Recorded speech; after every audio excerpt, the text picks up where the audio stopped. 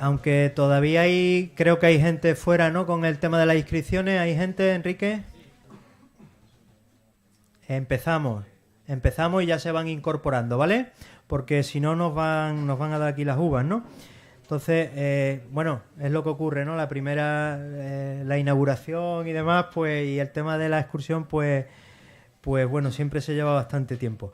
Bueno, sin mayor preámbulo, pues vamos a empezar ya con la segunda de las ponencias del día de hoy, de la jornada de hoy, a cargo de la doctora Beatriz Martín Morcuende. El título de la charla: Ciencia ciudadana y Big Data para estudiar especies de aves marinas amenazadas. Como comentaba al principio, bueno, pues una de las cuestiones que siempre tenemos en cuenta, una de las premisas de partida a la hora, o dos de las premisas de partida a la hora de vertebrar, ¿no?, esta jornada, pues son, por un lado, que haya variedad, otra era la actualidad de la cuestión, ¿no? En este caso tratamos de ciencia ciudadana, una cuestión que está muy en boga, relativamente novedosa y a la que cada vez se están incorporando más ciudadanos colaborando en esto que se ha venido a llamar, pues eso, ciencia ciudadana, ¿no? Y por otro lado decía que también era importante para nosotros pues que esta jornada se convirtiese un poco en el foro de exposición de aquellos proyectos becados por el Instituto de Estudios CEUTIE, financiados o auspiciados por el Instituto de Estudios CEUTIE. Y bueno, este es un caso que en parte, la exposición de Beatriz, pues en parte ha estado propiciado pues por una beca de investigación en la convocatoria, creo recordar, de 2018 de ayudas a la investigación del Instituto de Estudios CEUTIE. De hecho, todavía está en fase de ultimar la memoria final del proyecto, pero bueno, son muchos ya los datos que están manejando y queríamos, bueno, pues que en esta jornada estuviera representado, pues bueno, estas temáticas que estaba comentando, pues muy de participación ciudadana, ¿no? No quiero prolongar mucho la cuestión por tema de horario, simplemente comentaros que Beatriz ha desarrollado parte de su labor profesional en la Fundación Migres, que yo creo que es conocida por todos los aquí presentes, puesto que ha estado presente en nuestras jornadas ya en varias ocasiones. De hecho, el año pasado estuvo con nosotros el doctor Alejandro Onrubia, tratando, bueno, pues yo creo que todos recordaremos aquella charla, la verdad que extraordinaria, sobre cambios fenológicos en los patrones migratorios de las aves a través del estrecho de Gibraltar. Y además pudimos disfrutar también de su presencia en la excursión, identificando a través del canto todas las especies forestales de las zonas en las que nos movíamos. En esta ocasión también vamos a poder disfrutar pues de la presencia de Beatriz en la excursión, que nos acompañará como ornitóloga, ¿no?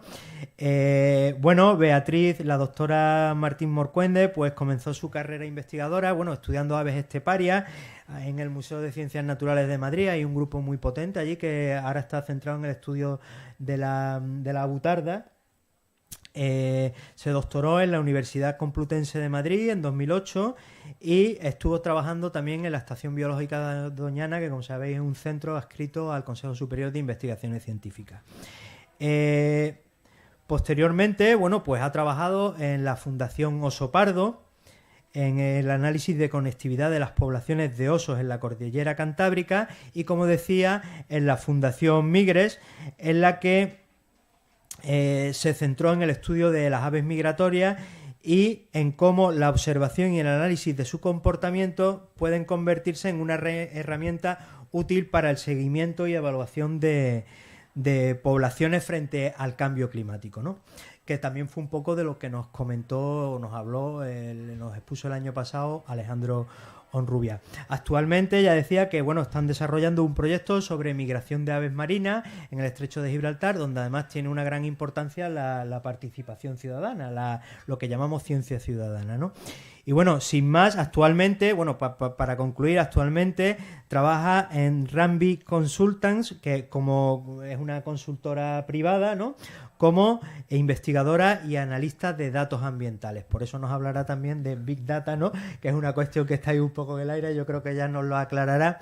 Y sin más, le paso la palabra agradeciéndole, bueno, pues su disponibilidad, su asistencia y su colaboración en todo momento con el Instituto de Estudios CEUTIE. muchísimas gracias y tiene la palabra la doctora Beatriz Martín.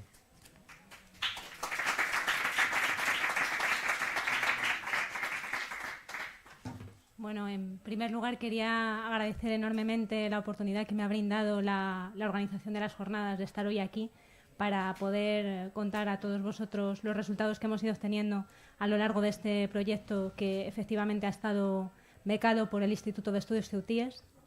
Y quería deciros que, bueno, que estoy encantada de estar aquí con todos vosotros y que espero que la charla os resulte provechosa y mínimamente atractiva, por lo menos. Como ya se adelanta en el título, que no hay, es muy misterioso, ¿no? Voy a hablar de especies de aves marinas amenazadas y en concreto de un grupo que es el denominado Procelariformes, que agrupa pardelas, petreles y albatros. Este es un gran grupo de aves marinas, pero todas tienen en común una serie de características que os voy a describir a continuación, en primer lugar para que vayamos entrando en materia y en segundo lugar porque son características que van a ser relevantes para entender por qué nosotros planteamos el proyecto que planteamos. Bueno, pues en esta primera imagen que tenéis aquí en la diapositiva se ve muy claramente que estas aves marinas, entre otras cosas, tienen las patas palmeadas, como los patos, que es una adaptación al medio marino en el que viven, porque son aves que ocupan ambientes pelágicos, de mar abierto. Y lo hacen gracias a esa morfología también tan característica que tienen todas las aves del grupo, y es que tienen unas alas muy largas, apuntadas y muy estrechas, lo que les ayuda a volar sobre las corrientes que se generan en este medio marino. Otra característica que valga la redundancia, caracteriza al grupo, son una estructura tubular que presentan en su pico y que por un lado les ayuda a eliminar el exceso de sal al que se enfrentan en el medio en el que viven, pero por otro lado también les confiere una habilidad muy útil para su vida diaria, que es una capacidad olfativa extraordinaria que les permite hacer una búsqueda del alimento. Estas aves son capaces de identificar dónde está el alimento, fundamentalmente peces de pequeño tamaño. Bueno, pues lo encuentran gracias al olfato, ¿no? Algo que a priori resulta muy llamativo porque en principio pensamos siempre, ¿no?, que las aves no tienen olfato o que tienen un olfato muy pobre. Bueno, pues las aves marinas hacen desplazamientos gracias a esta capacidad olfativa en búsqueda de alimento, pero además también desarrollan movimientos de mayor entidad, movimientos migratorios entre áreas de reproducción y áreas de invernada que pueden llegar a tener miles de kilómetros. La longitud y el recorrido, ¿no?, de este movimiento migratorio depende de las especies concretas, pero bueno, como os digo, son movimientos bastante espectaculares. Como este, por ejemplo, que podéis ver ahí en la diapositiva, este correspondería a una pardela cenicienta y lo que veis en distintos colores son desplazamientos de distintos individuos a lo largo del año, que como veis se mueven desde áreas del Mediterráneo hasta alcanzar el sur del continente africano. Otra característica muy interesante, ya digo, de cara a nuestro proyecto de estas especies es que, como digo, son aves marinas que pasan la mayor parte de su vida sobre el mar y realmente ellas, para alimentarse y en su vida diaria, no necesitan del medio terrestre. Sí que lo van a necesitar en el momento de la reproducción, porque para reproducirse, como cualquier otra ave, ponen huevos y necesitan un sustrato donde hacer esos nidos, ¿no? Entonces, esto es muy importante porque en ese momento en que ellas acuden a tierra, como ya he dicho, son unas aves sumamente adaptadas al medio marino, tanto en su morfología como en su ecología, etc. El hecho es que en este medio terrestre se convierten en unos animales muy vulnerables para cualquier tipo de amenaza, incluidos depredadores, ¿de acuerdo? No solo naturales, sino luego hablaremos también un poquito de ello, especies que han podido ser introducidas por la mano del hombre. La cuestión es que pardelas y petreles son unas aves para las que existen, en general, grandes lagunas de conocimiento, entre otras en aspectos tan importantes como son la tendencia de la población o los movimientos migratorios que estas aves hacen. Y digo tan importantes porque estos aspectos, aparte de ser fundamentales para comprender la ecología y la biología de una especie, además también son clave de cara a su conservación. Y es que estamos hablando de que pardelas y petreles, que cuentan con unas 124 especies en todo el mundo, bueno, pues de estas 124 especies en todo el mundo, un 42% de ellas está amenazada. Entonces, por este motivo, resulta tan importante cubrir estas lagunas que hay en el conocimiento de estas especies y poder así contribuir con este conocimiento sobre ellas a su conservación. Lo que sí sabemos, y que se ha publicado recientemente en un estudio que ha salido este año, es que las principales amenazas que afectan a este gran grupo de aves son, por un lado, las especies invasoras, como comentábamos antes en estas áreas de cría, también la contaminación lumínica, ahora también hablaré un poquitín más de en qué consiste esto, y lo que en inglés se denomina bycatch, que no es más que captura accidental en artes de pesca, ¿de acuerdo? Estas serían las 3 causas de mortalidad que afectan en general, en mayor medida, a este grupo de pardelas y petreles. Bueno, yo os he hablado de los procelariformes y en concreto de las pardelas y los petreles, pero las protagonistas exclusivas del proyecto son en concreto 2 especies de pardelas que las tenéis aquí retratadas por ¡ay, perdonad! Que quería yo darle el puntero y le he dado ahí. La pardela balear, aquí a la izquierda, y la pardela cenicienta, que quizá para los neófitos parezcan prácticamente lo mismo, ¿no? Y no se vean muchas diferencias. Y es verdad también que aquí en las fotos no hacen honor a la realidad, porque realmente cuando nosotros vemos estas aves en la naturaleza y en movimiento, enseguida nos damos cuenta que la pardela cenicienta es más pequeñita, tiene un aspecto mucho más compacto, tiene una coloración gris mucho más homogénea, mientras que la pardela cenicienta resulta un ave mucho más elegante, que tiene un vuelo mucho más amplio, que hace unas oscilaciones a medida que avanza, casi parece que va deslizando y mostrando ahora el gris y ahora el blanco del vientre, ¿no? O sea que incluso, aunque aquí las fotos puedan parecer muy parecidas y difíciles de distinguir, realmente luego cuando nosotros estamos en el campo y estamos haciendo las observaciones son muy características por esta morfología y sobre todo también por esa forma de volar peculiar que tiene cada una de ellas. Bien.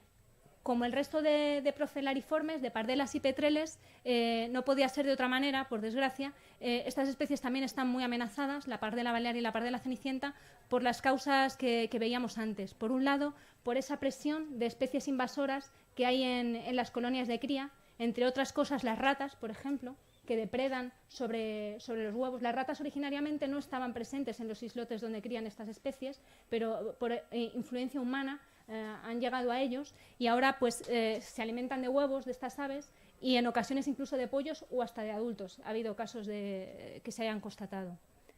Por otra parte tenemos el problema de la contaminación lumínica. Y es que ocurre un fenómeno muy curioso con estas aves, sobre todo en el caso de los jóvenes, cuando ya se han desarrollado y están todavía en la colonia de cría, pero van a iniciar su primer vuelo. Ellas lo que necesitan es adentrarse a mar abierto para así ya ocupar el hábitat que va a ser el suyo el resto de su vida, ¿no? La cuestión es que esta salida de ese medio terrestre en el que son tan vulnerables a ese medio marino suelen hacerlo de noche, por una razón, porque la noche las protege de otros depredadores y entonces eligen, como digo, este momento nocturno para abandonar la colonia de cría. ¿Qué sucede? Que en esa oscuridad las pardelas utilizan tanto la luna como otros astros celestes como una referencia que les indica cuál es la dirección que tienen que seguir para adentrarse en el mar. Como nosotros hemos colonizado todo el litoral y lo hemos llenado de múltiples fuentes de iluminación artificial, ahora esto representa unas señales confusas y equívocas para estos pobres jóvenes que en muchas ocasiones vuelan equivocadamente, en lugar de hacia mar abierto, tierra adentro, y como no es lo que esperan, están totalmente, ya digo, confundidos, terminan posados en el suelo y si nadie los rescata y hace nada por ellos, terminan muriendo de inanición, ¿no? y debilitados. O sea que, como digo, la contaminación lumínica es otro efecto que está afectando negativamente a estas especies y especialmente a la pardela cenicienta. En lo que se refiere a la pesca, que ya decíamos antes, las capturas accidentales afecta por igual a las 2 especies. Especialmente el tema de los palangres se ha demostrado que es particularmente negativo porque estos palangres que en un primer momento los pescadores utilizan para capturar peces, lo que ocurre es que como estas aves se alimentan de peces, cuando van a intentar capturar un pez, en ocasiones quedan atrapadas en el mismo arte de pesca. Pero bueno, no solo sucede esta mortalidad en palangres, sino que también ocurre con otro tipo de artes de pesca, ¿de acuerdo? O sea que el problema de la pesca y la mortalidad directa con estas aves es bastante importante, especialmente por una razón. y es que es una clase de mortalidad que afecta a todos los ejemplares de la población. Es decir, que afecta tanto a los individuos jóvenes, como por ejemplo antes hablamos que la contaminación lumínica afecta sobre todo a los jóvenes, el tema de la depredación sobre todo a los pollos, pero el problema es que la captura accidental en artes de pesca afecta no solo a jóvenes, sino también a ejemplares adultos. Y esto es un problema muy grave, porque las aves marinas son aves con una larga esperanza de vida y esto implica que alcanzan la madurez reproductiva a una edad muy tardía, ¿de acuerdo? Es decir, tienen que transcurrir muchos años hasta que estas aves se hacen adultas y pueden reproducirse por primera vez. ¿Qué ocurre? Que si nosotros, ya sea por una captura accidental en un arte de pesca o por cualquier otra razón, eliminamos un ejemplar adulto de la población, va a tardar mucho tiempo en reponerse ese individuo y además este individuo ya no va a poder reproducirse, con lo cual tampoco va a generar nuevos aportes de ejemplares jóvenes a la población. Por eso, como digo, el hecho de que haya mortalidad de ejemplares adultos en estas artes de pesca es fatídico para las tendencias de las poblaciones que tienen ambas especies. Bueno, aquí tenemos a la pardela balear. La pardela balear, que hasta hace ya un tiempo, o mejor dicho, durante un tiempo, se la consideró una subespecie de la pardela mediterránea, que es esta que os indico en esta imagen de aquí.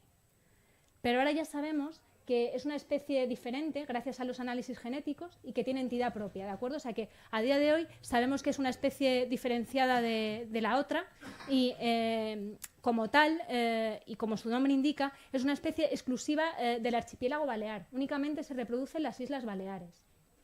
Y además es una de las especies de ave ahora mismo más amenazadas de todo el planeta.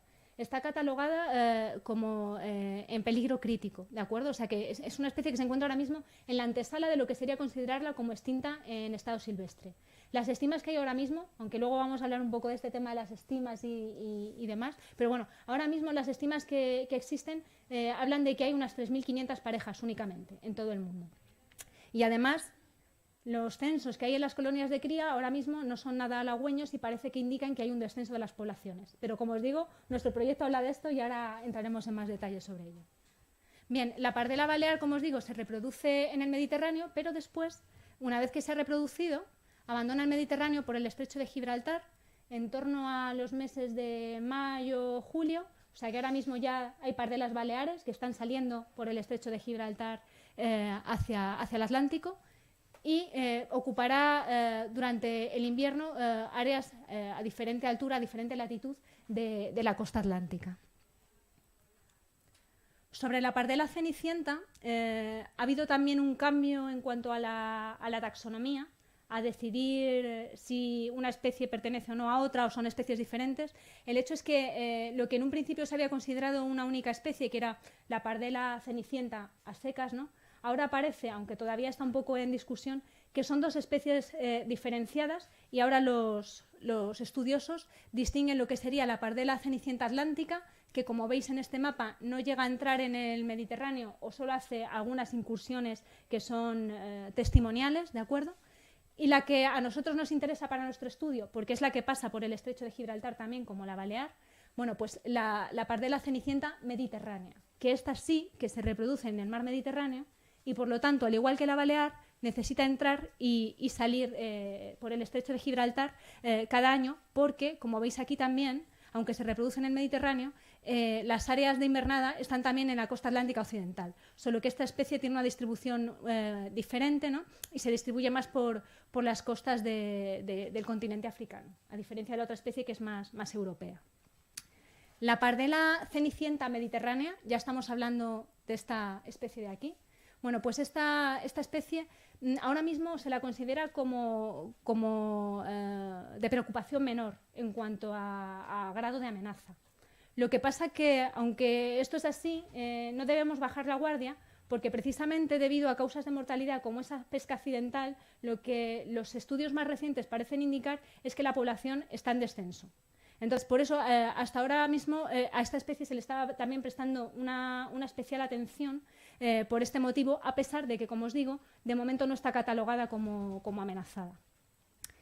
Y otra cosa importante que debemos tener en cuenta en el caso de ambas especies de pardelas es que, al igual que otras aves marinas, por el hecho de situarse en la cúspide, ¿no?, de las cadenas alimentarias, estamos hablando de especies que no son solo interesantes de cara a su propia conservación como especies, sino que son lo que nosotros denominamos especies bioindicadoras. Y es que su presencia y su conservación al final nos está dando pistas acerca de cuál es el estado en el que se encuentra ese medio marino, porque de su presencia depende toda la cascada que hay detrás, ¿no? No solo los peces, sino el alimento de aquellos peces, que es la producción primaria, ¿no? Todo el plancton, todas las algas y demás. Por eso os digo que su conservación ya no solo es interesante de cara a mantener la persistencia de estas especies en sí, sino a todo lo que hay detrás, que engloba prácticamente la totalidad del medio marino. Bueno, como decíamos antes, ambas especies son migratorias. Aquí tenéis una muestra de los desplazamientos que hace la pardela cenicienta. Esta información se ha obtenido con el programa Migra de la SEO. A la derecha serían desplazamientos de diferentes individuos. Se han registrado mediante dispositivos electrónicos que se denominan GPS, que da la posición, y nos permite saber en qué situación se encuentra el animal en cada momento. Bueno, pues esto sería en la época de reproducción, y luego todas estas líneas, cada color indica un individuo diferente de todos los que SEO ha conseguido dotar de estos dispositivos electrónicos. Bueno, pues esto sería durante el periodo migratorio y la invernada, ¿de acuerdo? Y de manera parecida tenemos también información en el caso de la pardela balear para los movimientos que tienen lugar. No sé si se aprecia muy bien porque está al revés, ¿no? En gris está el medio terrestre y en blanco estaría el medio marino. Son las Islas Baleares, esto es Mallorca. Pero bueno, el hecho es que también hay una serie de movimientos de diferentes individuos representados por el color. Y luego esta información que corresponde al periodo migratorio. Bueno, y aquí es donde entramos nosotros con este proyecto financiado por el Instituto de Estudios Ceutíes, con la ayuda del Instituto, en el que nosotros intentamos, a partir de, como dice el título, de factores ambientales, estudiar cuál es la variación que hay a lo largo de los años, tanto en lo que sería lo que llamamos fenología de la migración, las fechas en las que tiene lugar la migración, como en las áreas que las aves ocupan a lo largo de su viaje migratorio. Como os digo, estos serían los principales objetivos. El estudio de la fenología de la migración junto con el estudio de la tendencia de la población. Y digo junto porque, aunque parezcan cosas diferentes, conseguimos derivarlas a partir de la misma información de base, como vamos a ver ahora. Bueno, pues esta fenología de la migración y la tendencia de la población la hemos estudiado para las dos especies de pardela, para la balear y para la cenicienta.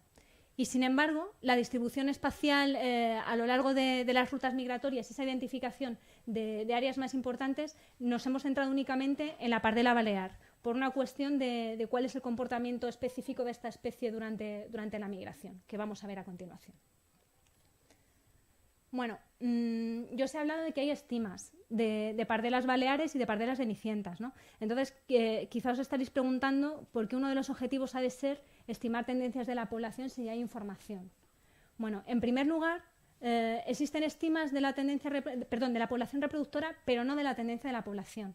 Pero es que además, las estimas que hay ahora mismo de la población reproductora no son todo lo fiables que a nosotros nos gustarían. No porque el trabajo que están haciendo los investigadores en este sentido sea malo, sino porque la especie lo pone muy difícil. Y es que como las pardelas saben que son muy vulnerables en el medio terrestre, lo que hacen es que anidan en cavidades y en oquedades, y es muy difícil encontrar las aves. Los investigadores habitualmente contan estas aves en las colonias de cría, pero como os imaginaréis, si están escondidas en oquedades, muchas veces no se las ve, tienen que basarse en lo que se llaman vocalizaciones, en escuchar a estas aves emitiendo sonidos. Entonces, muchas veces las estimas que pueden conseguirse de estas especies en las colonias de cría tienen un margen de error grande, ya digo, no porque se hagan mal los conteos, sino porque la especie lo pone muy complicado en ese sentido para poder hacer un registro correcto o preciso del número de ejemplares que hay.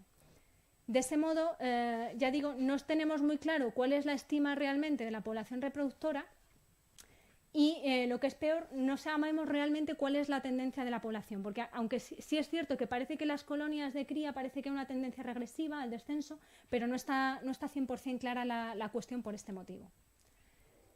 El hecho es que en el año 2012, gracias a un estudio realizado en el estrecho de Gibraltar con los mismos datos con los que nosotros hemos estado trabajando, ahora contaré más en detalle en qué consisten estos datos, bueno, son datos de aves en migración. Bueno, pues con estos datos de aves en migración se llegó a la conclusión de que las estimas que se habían hecho hasta esa fecha, las áreas de reproducción en las colonias de cría eran demasiado pequeñas, o sea, aquello no cuadraba, ¿no? Se estaban contando demasiadas aves en paso migratorio en el estrecho de Gibraltar en relación a lo que se pensaba que se estaba reproduciendo en las colonias de cría.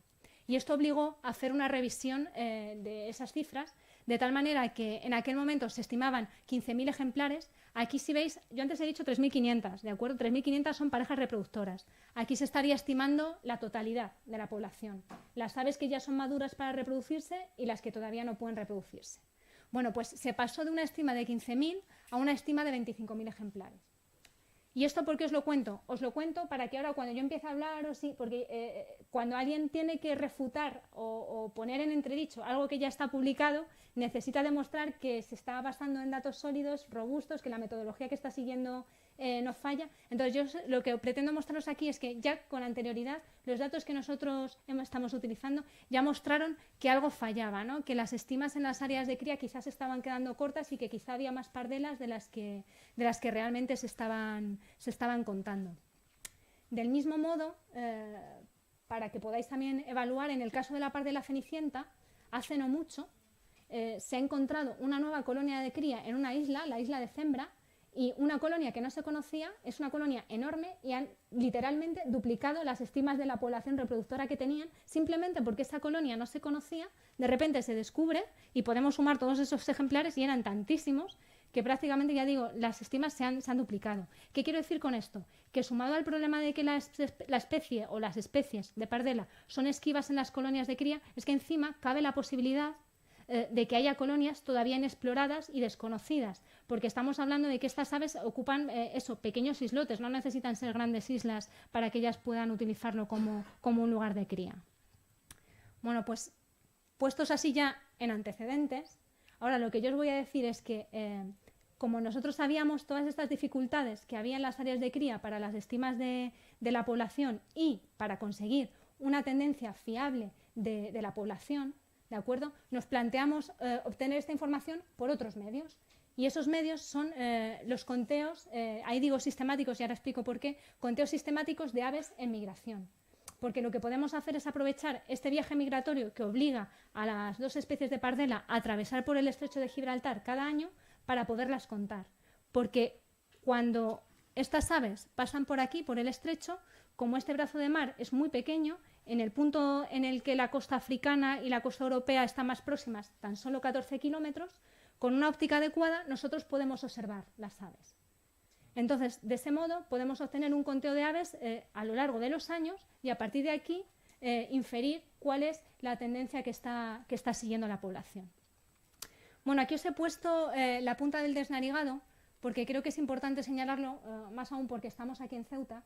La punta del Desnarigado es un lugar estratégico para la observación de pardelas cenicientas y se está haciendo ahí un seguimiento de esta especie y, como digo, se registra muy bien por la forma en la que entran las pardelas o mejor dicho, la forma en la que salen del Mediterráneo cuando vienen por aquí, se aproximan mucho a esta localización.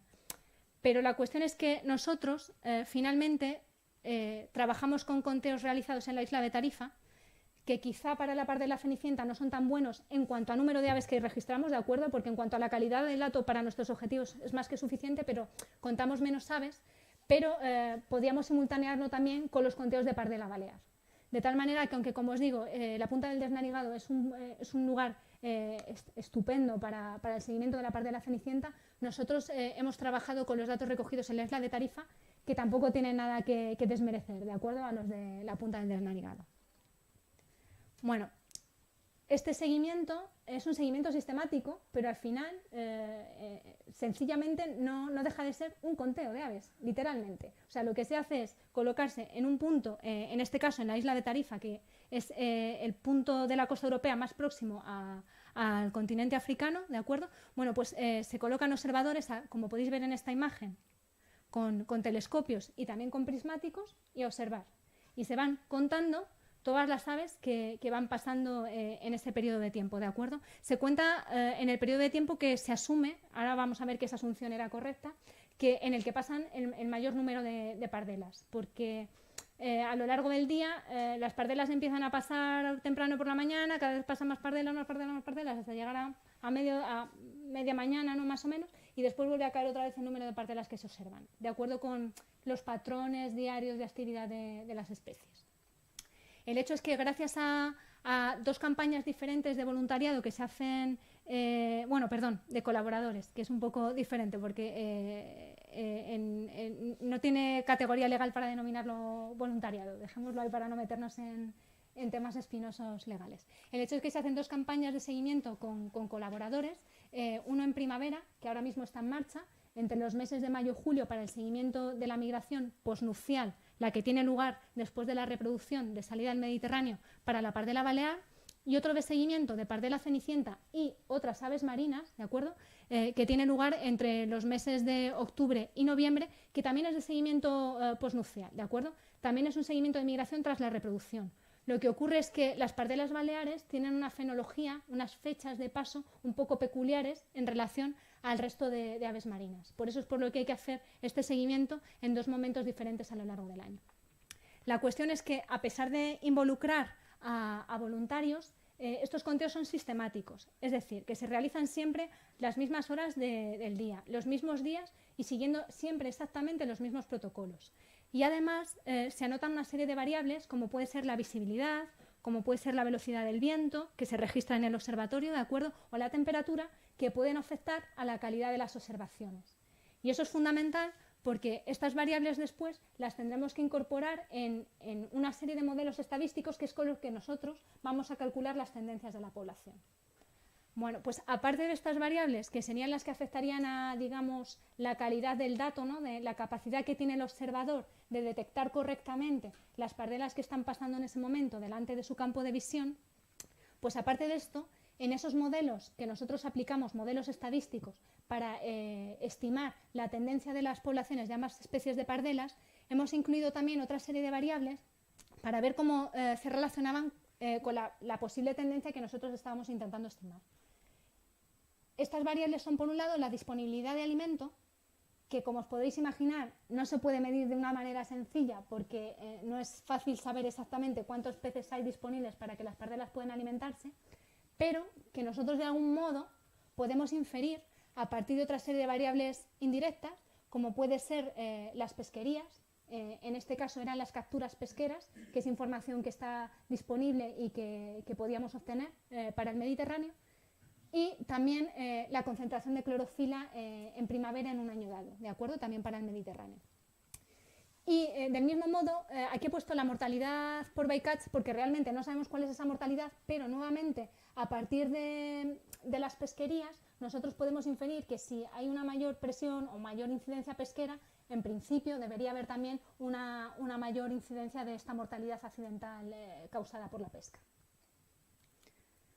Bueno, del estudio de los conteos de migración entre el año 2005 y 2017, de acuerdo, veis que es una serie bastante larga, especialmente en lo que se refiere a la pardela cenicienta, porque para la pardela balear la serie no pudo comenzarse hasta el año 2007, entonces tenemos un par de años menos de datos.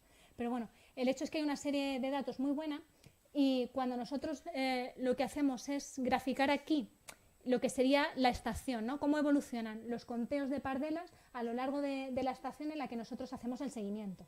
Esto sería desde el mes de mayo hasta el mes de julio y aquí desde el mes de octubre hasta el mes de diciembre.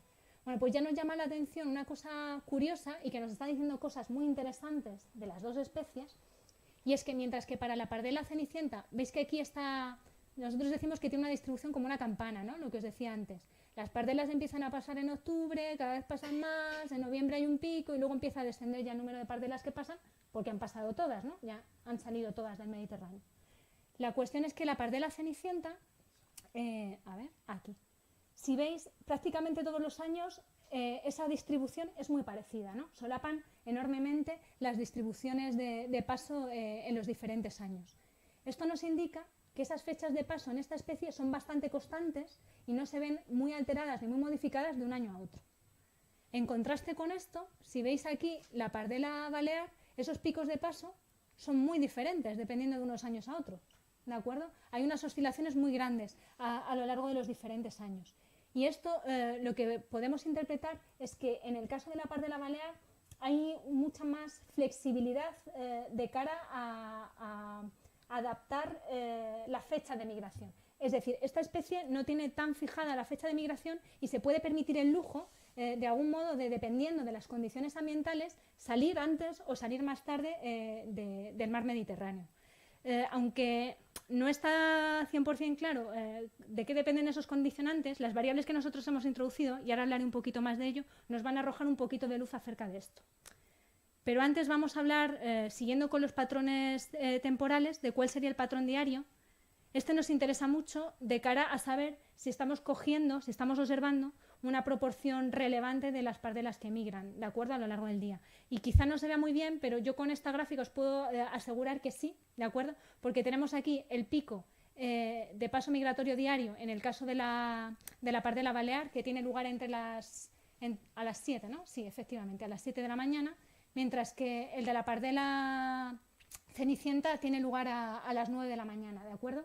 Pero con el seguimiento que nosotros hacemos, esto nos dice que estamos consiguiendo estar observando las aves en el momento en que se produce ese pico de migración, ¿de acuerdo? Así que estamos recogiendo observaciones de un porcentaje muy elevado de la totalidad de aves que migran por el estrecho en ese momento. Bien, yo antes os he dicho que nosotros íbamos a construir un modelo. Yo aquí no me voy a entretener en la estadística ni en los números, simplemente que para que podáis entenderlo, nosotros lo que hemos hecho con ese modelo estadístico es relacionar cuántas pardelas hemos contado cada uno de los años, ¿de acuerdo?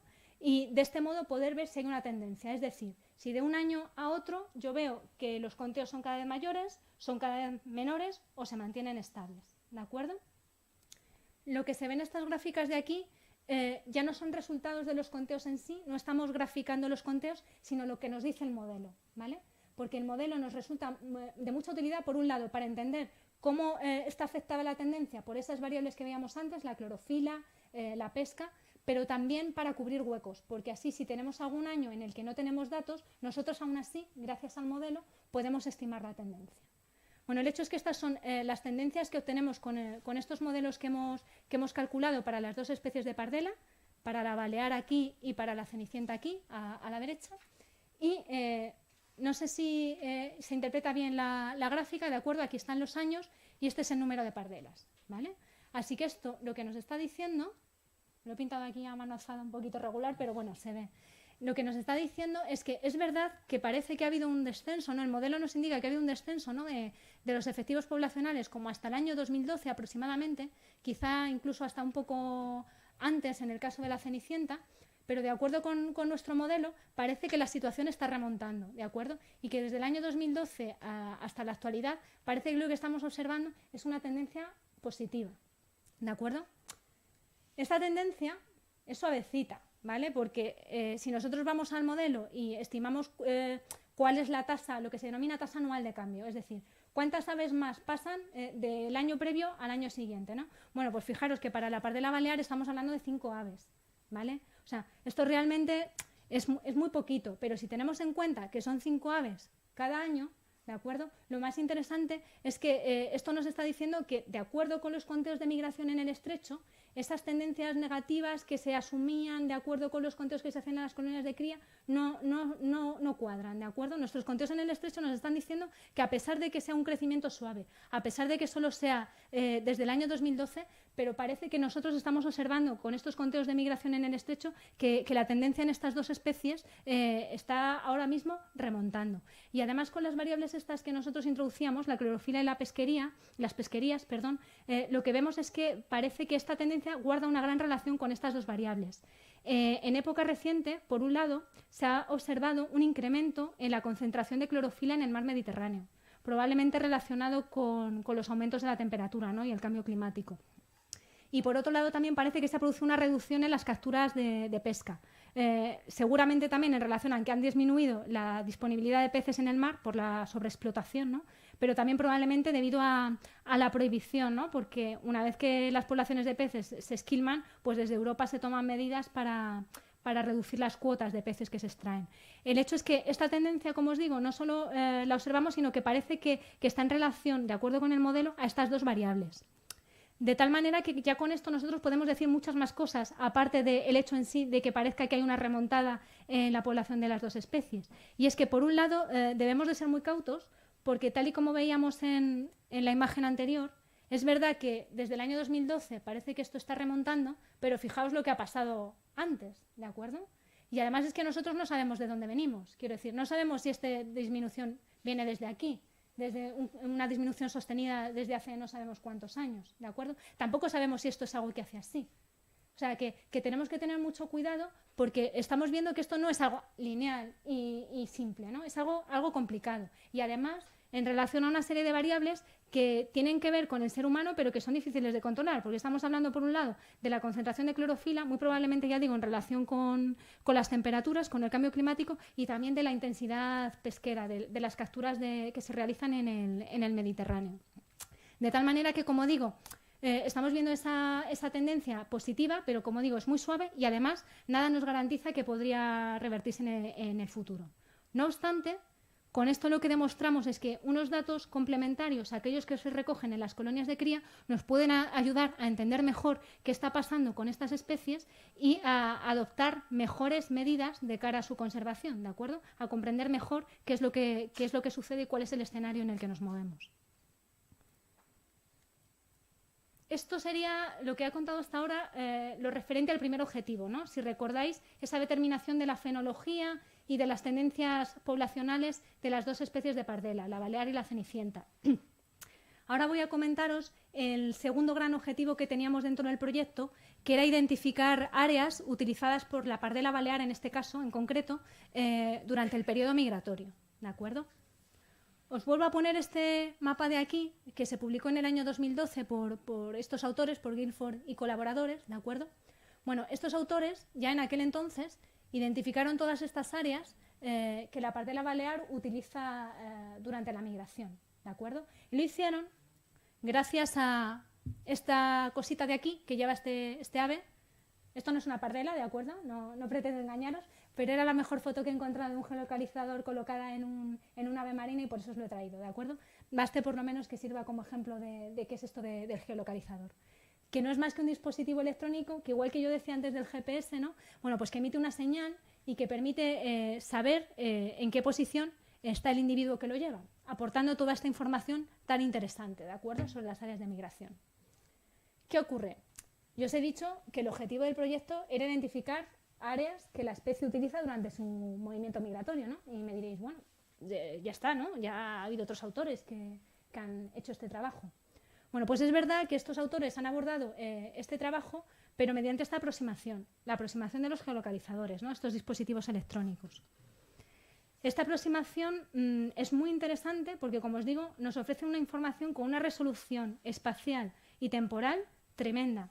O sea, que tenemos aquí información al detalle, a veces incluso ya no solo de cuál es la posición XY, ¿no? O sea, el punto geográfico, sino incluso la altura a la que está volando el ave. O sea, es una información detalladísima. ¿Pero qué ocurre? Que se nos queda corta cuando lo que queremos es obtener un patrón general representativo de la totalidad de la población. ¿Por qué? Porque los geolocalizadores y cualquier otro tipo de dispositivo electrónico de los que hay ahora mismo, que están sufriendo un gran desarrollo gracias a la tecnología últimamente, que os podáis imaginar, económicamente de por sí son muy caros. Nosotros no podemos comprar 10.000 geolocalizadores y ponerlos a 10.000 aves. Pero es que aunque pudiéramos, aunque económicamente nos pudiéramos permitir eso, capturar cualquier tipo de ave, pero más una ave marina, que ya os he contado, se pasan la vida en el mar, solo las podemos capturar en las colonias, etcétera. Es muy complicado. Y además estamos hablando de otro tipo de coste que no es el económico y que es el que tiene que ver con la supervivencia de estas aves. Y es que cualquier manipulación de cualquier animal silvestre le genera un estrés y en un momento dado, si no la muerte, pero sí que puede incluso llegar a comprometer sus posibilidades de supervivencia, ¿de acuerdo? Entonces tampoco por este motivo es posible el dotar con geolocalizadores a un gran número de aves.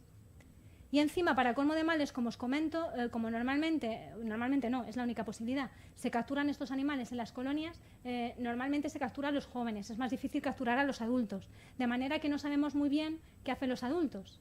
Y todos sabemos que a lo largo de la vida, ¿no?, la experiencia nos va enseñando, a las aves marinas también, ya hemos dicho antes que eran aves longevas, que gracias a esa vida dilatada tienen capacidad de aprendizaje a lo largo de los años. Bueno, pues el comportamiento migratorio puede modificarse con la edad. Puede modificarse también en el caso de machos y hembras, porque tengan requerimientos o necesidades diferentes. Las hembras al final son las que ponen huevos y tienen unos costes y unas necesidades un poco diferentes de las de los machos, por ejemplo. Pero es que además hay más problemas, y es que aparte de que el número de individuos que nosotros podemos seguir con estas tecnologías es pequeño, es que encima normalmente solo pertenecen a una colonia o a lo sumo a dos. De forma que, como también dependiendo de la colonia, el comportamiento migratorio puede variar y pueden variar las áreas de invernada, las rutas de migración. Y al final tenemos una imagen muy limitada de lo que es en sí este desplazamiento migratorio en estas aves. Sirva a modo de ejemplo, como os decía, este trabajo, ¿de acuerdo?, en el que tan solo, digo tan solo porque realmente es un tamaño muestral muy grande, pero tan solo consiguieron seguir a 26 ejemplares, ¿de acuerdo?, durante solo un año, perdón, porque aquí hay una errata, esto es 2010-2011, solo un año, que también puede haber variabilidad a lo largo de diferentes años, como hemos visto antes con la gráfica de la pardela.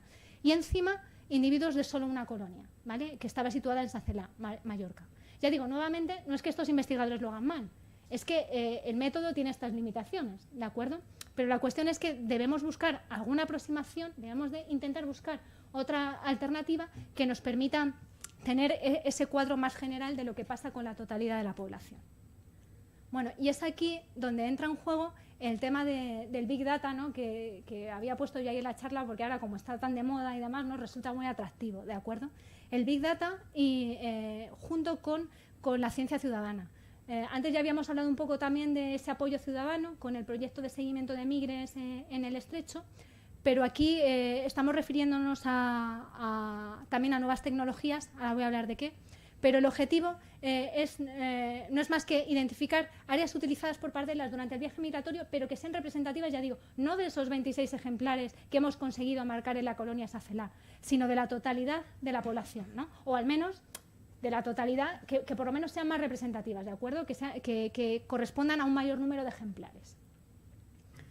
Bien, este trabajo, aparte de formar parte de este proyecto presentado al Instituto de Estudios CEUTIES, ha sido también parte de mi trabajo de fin de máster recientemente entregado en la UNED, y quería deciros que, porque ha ganado el primer premio al concurso de investigación, y creo que tiene mucho mérito, porque teniendo en cuenta que el máster, no sé si llegáis a verlo ahí, pero bueno, era de Big Data aplicado a la economía y administración de empresas, ¿no?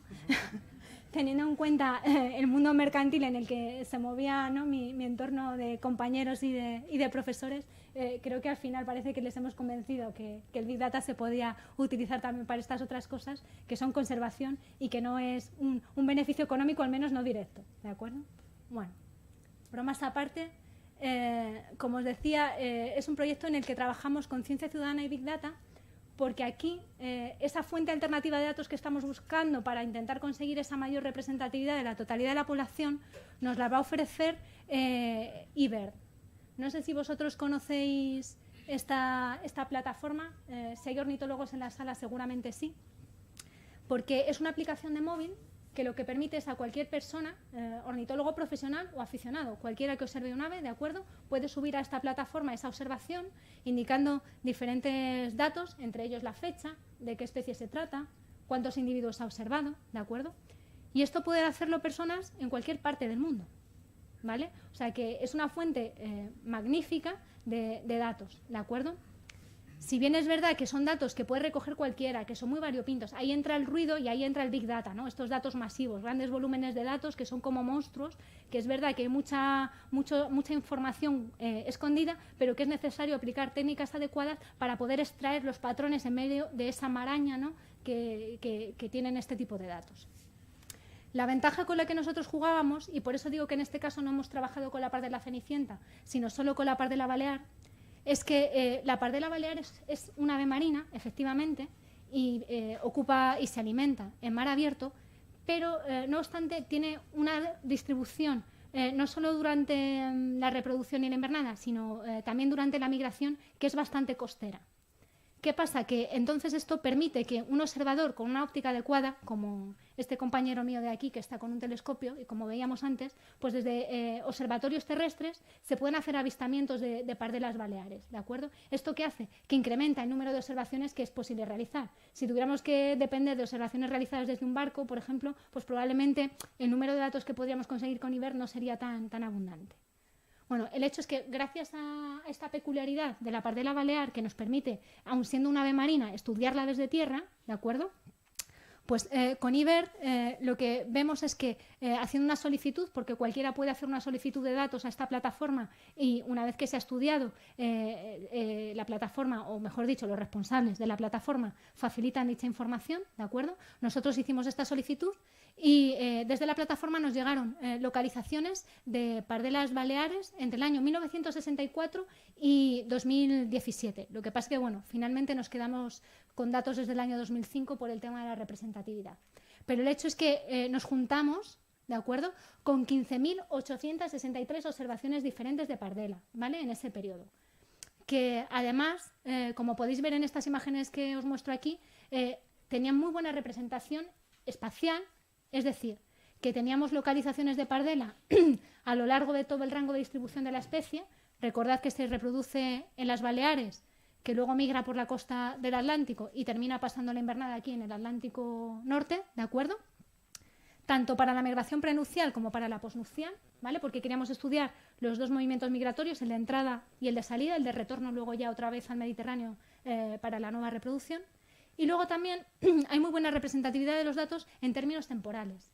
Es decir, que no es que tengamos solo datos del mes de... cada color representa un mes del año, ¿de acuerdo? Y cada barra un año. Lo que esta gráfica nos dice es que tenemos datos para todos los años, casi para todos los meses, ¿vale? Porque claro, si al final solo tenemos datos del mes de mayo y solo tenemos datos para la zona del estrecho, no podemos estudiar la migración de la pardela balear. Pero el hecho es que una vez recibidos los datos de IBER, nosotros, antes de nada, vamos a ver qué tenemos y a ver si realmente sirve para cubrir nuestro objetivo. Nos dimos cuenta que efectivamente parecía que la muestra que procedía de esta plataforma nos podía ofrecer los datos que necesitábamos para ese objetivo, ¿de acuerdo? Bueno, tenemos los datos, pero ¿cómo pasamos de los datos a algo que nos diga por dónde se están moviendo las pardelas? Bueno, pues aquí la idea era hacer algo que realmente no es algo nuevo, es algo que se lleva mucho tiempo haciendo, pero con modelos de hábitat, para saber qué áreas ocupan los animales durante la reproducción o durante la invernada. Lo novedoso aquí, digamos, era utilizar esta misma aproximación para unos animales que en esa época del año están desplazándose, están en movimiento. Y para eso nosotros, aparte de las típicas variables ambientales que se incluyen en estos modelos de hábitat, necesitamos incluir también no solo esa componente espacial, sino también una componente temporal. Es decir, que nuestros modelos tenían que predecirnos la posición de las pardelas en el espacio, pero también en el tiempo. ¿De acuerdo? Pero al final la idea no deja de ser la misma. Vamos a construir un modelo predictivo a partir de unas variables ambientales. ¿Qué quiere decir esto? Que nosotros vamos a calibrar el modelo de la siguiente manera. Le vamos a decir, entre comillas, ¿no?, lo que le vamos a decir al modelo, cuando la temperatura es esta, hay tantas pardelas, ¿de acuerdo? Cuando la batimetría es esta, hay tantas pardelas. Cuando el viento es este, hay tantas pardelas. En enero, tantas pardelas. De tal manera que luego, cuando ya no tengamos esos datos de pardelas, nosotros, solo ya con el modelo, diciéndole, la temperatura es esta, la fecha es esta y la batimetría es esta, ¿cuántas pardelas puedo encontrar ahí en ese lugar y en ese momento del año? ¿De acuerdo? Esa era un poco la idea. ¿Qué variables a utilizar? Bueno, pues las variables a utilizar, la verdad es que no resultó muy difícil porque hay muchos estudios sobre aves marinas y se sabe bastante bien cuáles son los factores ambientales que determinan su presencia y también las motivaciones, ¿no?, que las hacen desplazarse durante la migración, que fundamentalmente están relacionadas con el alimento.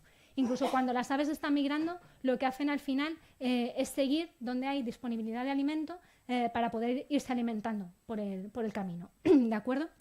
El hecho es que después de esta revisión bibliográfica de esos factores ambientales relevantes para el desplazamiento, bueno, pues nos quedamos con las variables que están listadas aquí, ¿de acuerdo? la batimetría, disponibilidad de alimento en forma de concentración de clorofila y de intensidad pesquera, que ya habíamos antes, ¿de acuerdo? Esa forma indirecta. La fase lunar, ahora hablaré un poquito más de todo esto. Utilizamos también un índice climático, el de oscilación del Atlántico Norte, la temperatura y el viento, que son fundamentales para determinar el desplazamiento y su velocidad. Y, por supuesto, la localización en el espacio, ¿vale? Coordenadas X e Y, ¿de acuerdo? Geográficas. Y luego la fecha también en la que tenía lugar la observación. Y me diréis, bueno, ¿y de dónde sacasteis toda esa información? Porque estamos aquí hablando de Big Data y tal, ¿de dónde sale todo eso, no? Bueno, pues eso sale efectivamente de un montón de fuentes de datos abiertos que ahora mismo están disponibles para cualquiera que tenga interés en utilizarlo y aplicarlo a sus estudios o a sus curiosidades, ¿no? Y que ofrecen diversos servicios fundamentalmente de Estados Unidos y de Europa, ¿de acuerdo? Hemos estado trabajando con imágenes de satélite proporcionadas por la NASA, por el NOAA, que es el Servicio Oceanográfico y Atmosférico Nacional de Estados Unidos, ¿de acuerdo? Y luego este servicio que es europeo, que es más o menos algo equivalente que hay aquí en Europa. Hemos trabajado también con modelos digitales de elevaciones para la batimetría, ¿no? Que no es más que esos modelos de relieve que tenemos en el medio terrestre, pues algo idéntico, pero para el fondo marino. En este caso, claro, no son montañas, sino todo lo contrario, ¿no? Profundidad, pero al final es la misma cuestión. Y hemos trabajado también con información de localizaciones de embarcaciones pesqueras, para indirectamente determinar cuál es esa presión de la pesca en el medio en distintos puntos. Voy a mostraros un poquito más qué pinta tienen estas variables, para que además veáis que no miento y que esto existe y que se puede utilizar, ¿de acuerdo? La batimetría, como os decía, ha salido aquí un poco movida la diapositiva, pero bueno, yo os lo leo. La batimetría que nos indica esa orografía del fondo marino y que además nos da información de la proximidad y de la distancia a la costa, pero es que también es muy interesante de cara a la disponibilidad de alimento, porque de esta orografía marina, de esta batimetría, va a depender mucho pues, que haya surgencias de alimento, por ejemplo, de distintas condiciones de temperatura que van a afectar también a la disponibilidad del plancton, de los peces, etcétera, ¿de acuerdo? Bueno, pues esta batimetría la hemos conseguido a partir de este servicio europeo cartográfico. Son diferentes hojas, pero que después nosotros podemos montar y tener esta información para la totalidad de nuestro área de trabajo, ¿de acuerdo? El Atlántico y el Mediterráneo. Hemos trabajado también con información de concentración de clorofila. Además, una información sumamente interesante porque tenemos concentración mensual. Es decir, que aquí ya empezamos a tener la información temporal que necesitamos, ¿de acuerdo? Porque la batimetría es algo estático, pero la clorofila cambia. Y nosotros necesitamos saber cuáles son las condiciones del medio en un punto del espacio dado, pero también en un momento dado. Porque acordaros que hablamos de migración, que las aves se desplazan, ¿de acuerdo? Entonces, el hecho de disponer de esta concentración de clorofila a una resolución mensual nos está aportando esta información acerca de cómo es el ambiente en diferentes momentos del año, ¿de acuerdo? Esto también se ha utilizado una fuente europea, aunque hay disponibles también datos a partir de servicios estadounidenses. Bueno, como decía, esta información de la concentración de clorofila es muy interesante porque nos permite de forma indirecta saber cuál puede ser la disponibilidad de alimento en un punto dado, porque la concentración de clorofila al final lo que nos está dando es la concentración de los productores primarios, de esas plantas, de esas algas y de ese plancton del que al final se alimentan los peces y a su vez las pardelas se alimentan de estos peces, ¿de acuerdo? Bueno, sobre esta información temporal que necesitamos, contábamos también con temperatura y velocidad y dirección del viento, ¿de acuerdo? Esta información ya tiene una resolución temporal tremenda, porque podemos conseguir un valor a partir de interpolación, pero bueno, podemos conseguirlo para una hora, un punto del espacio determinados, ¿de acuerdo? O sea, que imaginaros aquí qué interesante poder saber en qué punto, qué temperatura hace en cualquier punto de la superficie marina a una hora del día determinada, ¿de acuerdo? Entonces, esto nos será, ya digo, de gran utilidad para poderlo relacionar con nuestras variables, nuestras observaciones de pardelas y poder establecer esta relación entre unas y otras. Bueno, pues de la misma manera que tenemos la información de la temperatura, en este caso son datos del NOAA que os comentaba antes de Estados Unidos, teníamos también de velocidad del viento y de su dirección, ¿de acuerdo? Que también es muy importante para el desplazamiento migratorio. No es lo mismo volar con vientos en contra, ¿no? Que con vientos, lo que nosotros llamamos vientos de cola, ¿no? Que es al final que el ave vuela a favor de viento. Hemos utilizado un índice climático, en este caso lo hemos utilizado con una resolución mensual. Podríamos haber utilizado también el dato diario porque existe, pero optamos por esta opción porque como ya teníamos información de mucha precisión, ¿no? Diaria de temperatura, era una forma de evitar redundancia entre las variables que estábamos introduciendo. Y además aquí, con este índice de la oscilación del Atlántico Norte, lo que intentábamos era introducir en el modelo una medida del grado de cambio climático que había tenido lugar durante el periodo de trabajo. ¿De acuerdo? Como variable hemos incorporado también la fase lunar, porque si recordáis al principio de la presentación hablábamos de que se daba el caso de que las pardelas podían desorientarse porque vuelan de noche, etc. Bueno, el hecho es que en ocasiones las pardelas pueden volar durante la noche y como ya os comentaba antes, efectivamente la presencia del disco lunar puede afectar a este desplazamiento nocturno, ¿no? Porque al final las aves necesitan luz también para tener una referencia o desplazarse, y si hay más luna en el firmamento esto es más fácil, pero es que además la luna afecta también a los desplazamientos que hace el plancton en la columna de agua del mar, ¿de acuerdo?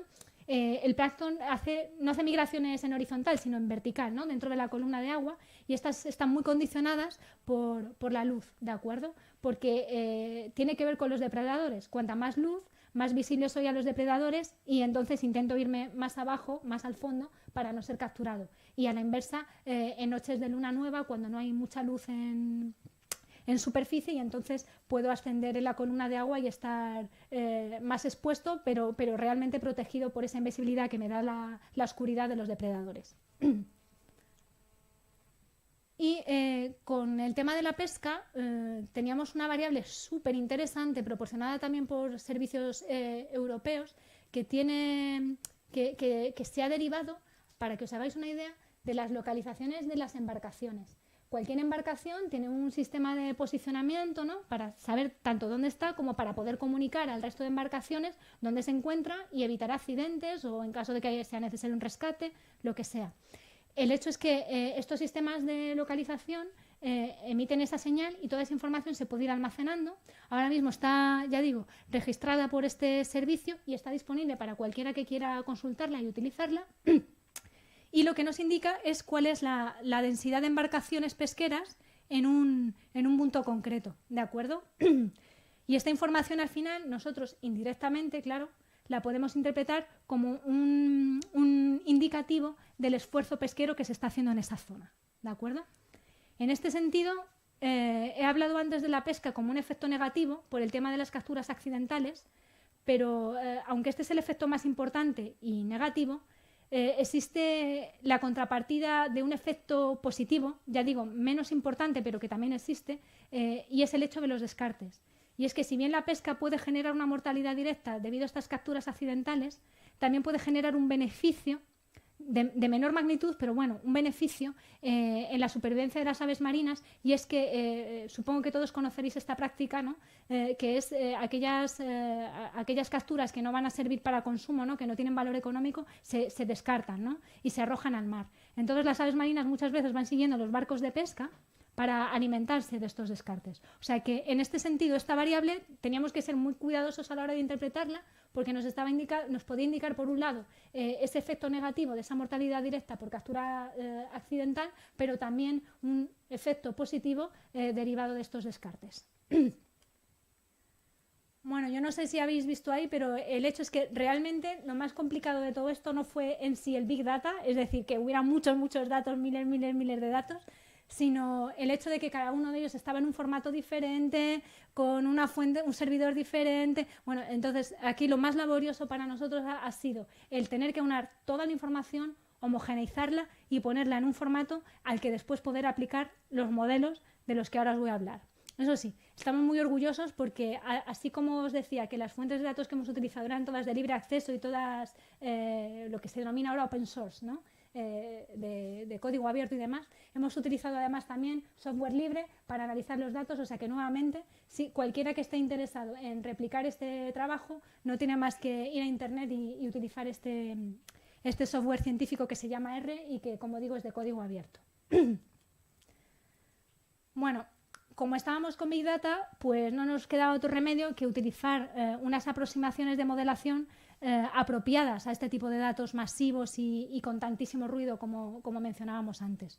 Y por eso hemos tenido que utilizar lo que está ahora también tan de moda, ¿no? Eso del Machine Learning, el aprendizaje automático.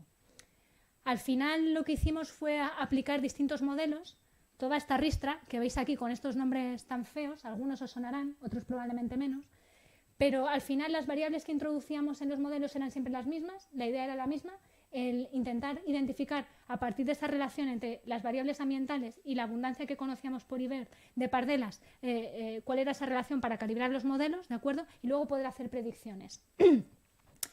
El caso es que de toda esta ristra, ya digo, entre otros redes neuronales, que quizá suenen más, o árboles aleatorios, o gradient boosting, bagging, etc. Bueno, el hecho es que de toda esta tanda de modelos que testamos, al final el que mejor nos funcionó con nuestros datos, ¿de acuerdo?, fue el de bosque aleatorio.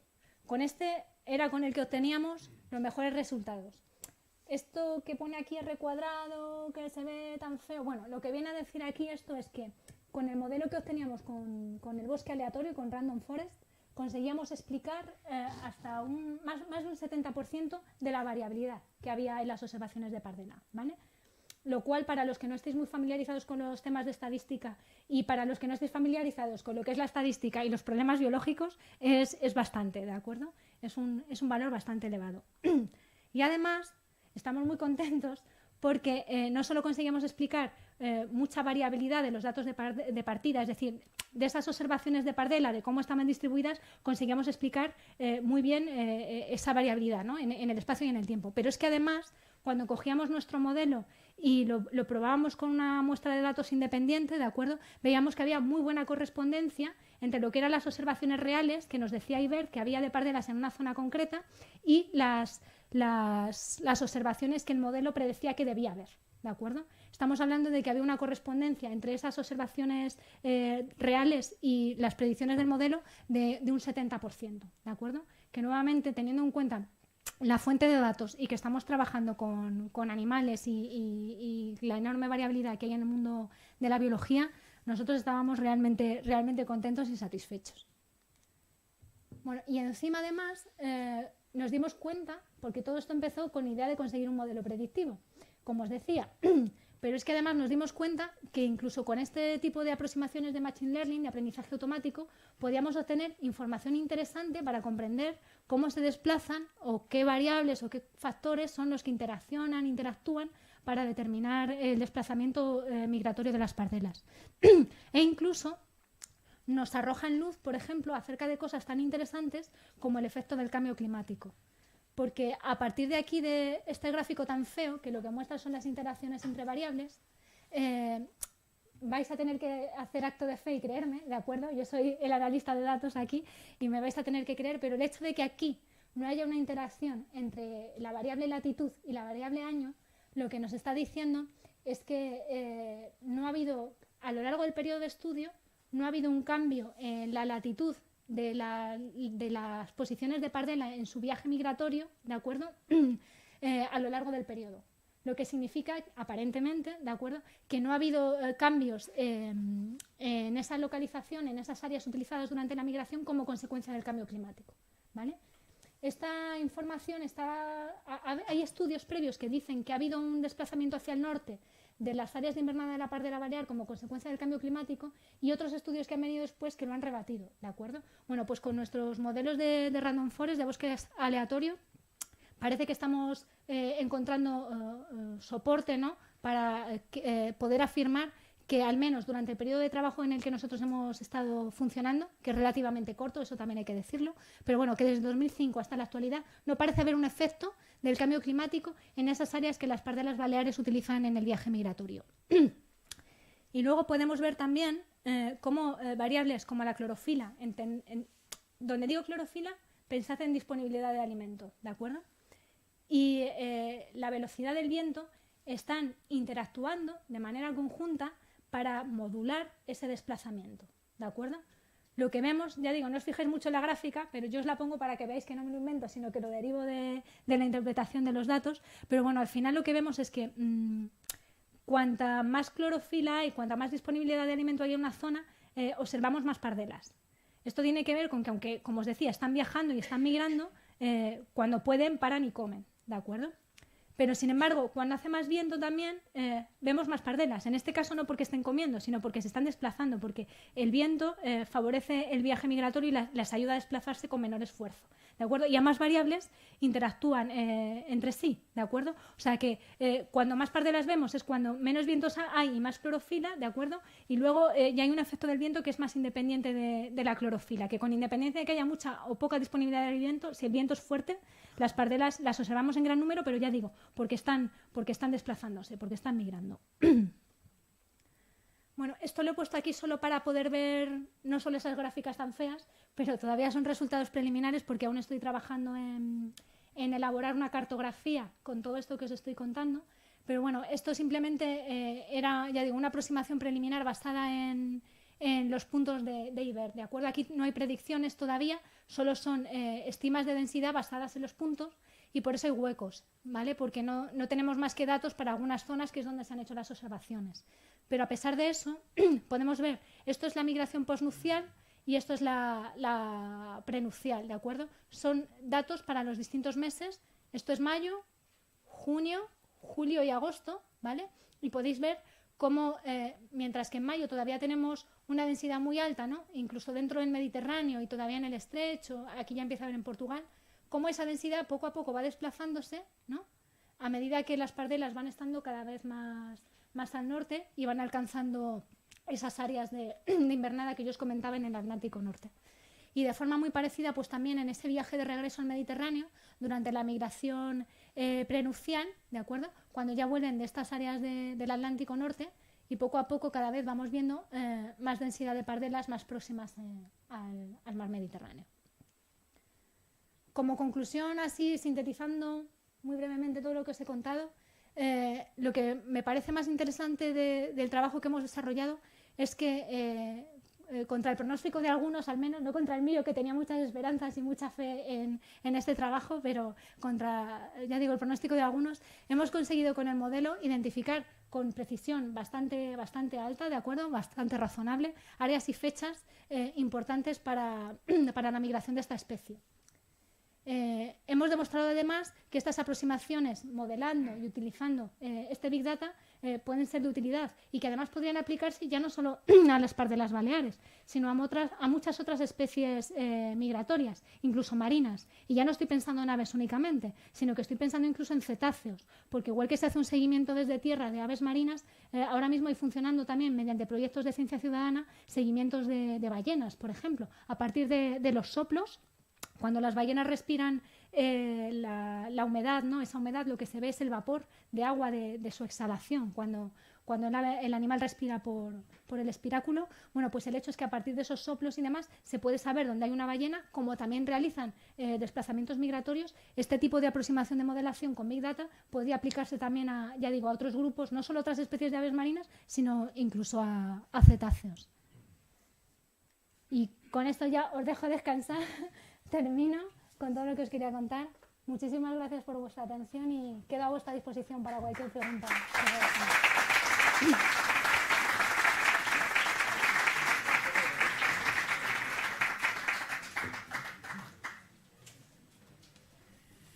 Muy bien, sí. Pues muchísimas gracias por tu exposición. A mí me ha parecido interesantísimo.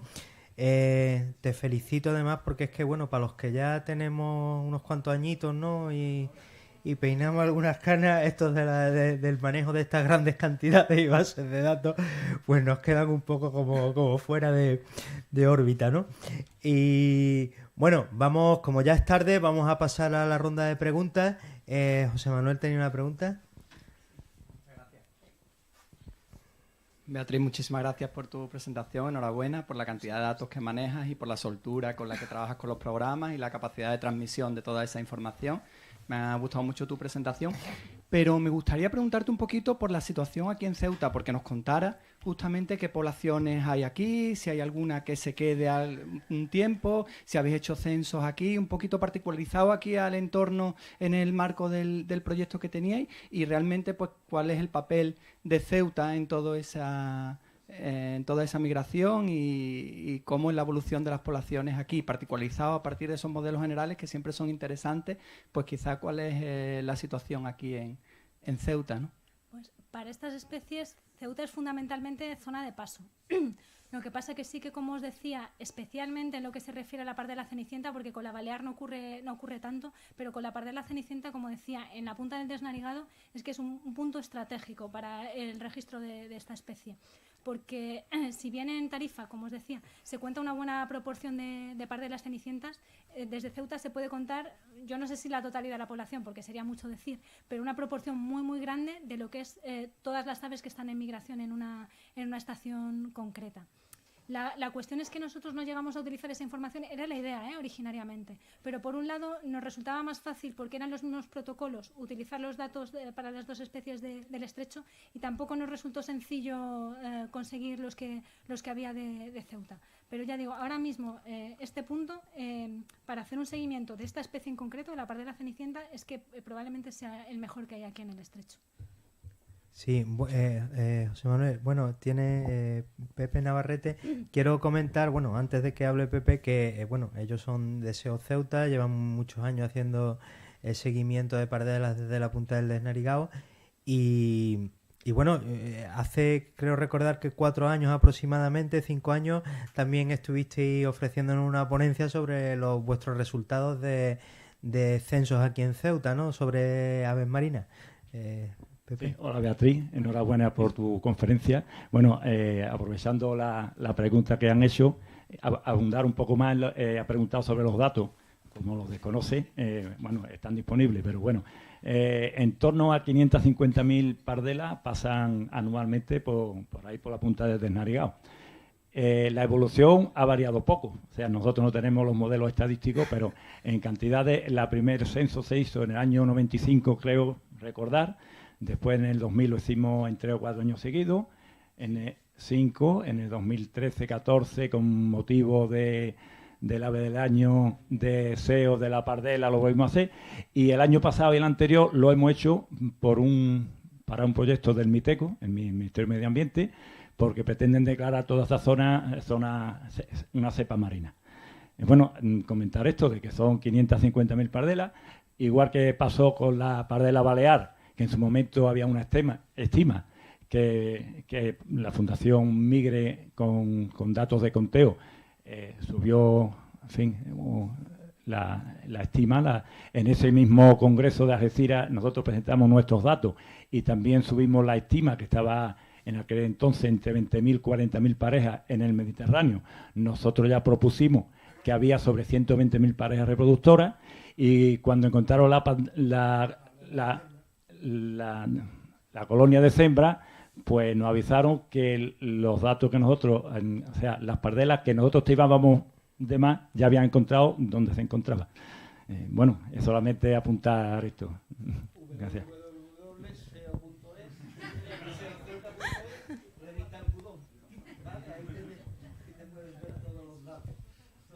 Muchas gracias por los apuntes, Pepe. ¿Alguna pregunta, José Carlos?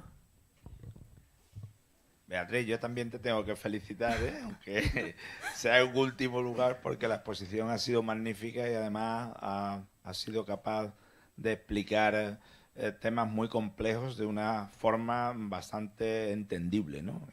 Incluso para los que no estemos metidos en el mundo de las aves, ¿no? Yo, como soy profesor de biodiversidad y conservación, veo estas cosas y rápidamente se me ocurren pues las cosas que explico a mis alumnos y que me llegan a través de la investigación. Hay 2 cosas. Una que te quiero comentar, que es una observación. La otra es una pregunta.